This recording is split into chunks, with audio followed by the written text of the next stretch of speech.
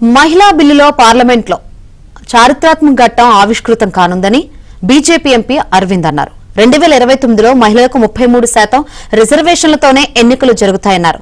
దేశంలో దీనికంటే పెద్ద పండుగ మరొకటి లేదన్నారు.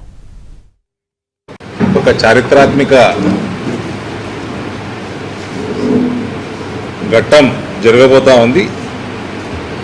2017 లోక్సభ టైంలో 2023లో కొత్త పార్లమెంట్లో భవనంలో ఫస్ట్ బిల్లు మనం ఉమెన్ రిజర్వేషన్ పాస్ చేసుకున్నాం. అందులో చిన్న సవరణలు ఏమైనా చేసుకొని ఆ డ్రాఫ్ట్ వస్తే కానీ ఫైనల్గా తెలియదు మనకు. ఫైనల్గా 2029 ఎలక్షన్ మనము మహిళా సంఖ్యలో లోక్సభలో కానీ అసెంబ్లీలో కానీ 33% మహిళలు ఉండబోతూ ఉన్నారు. దీనికంటే పెద్ద సెలబ్రేషను దేశంలో ఏమీ ఉండజాలదు.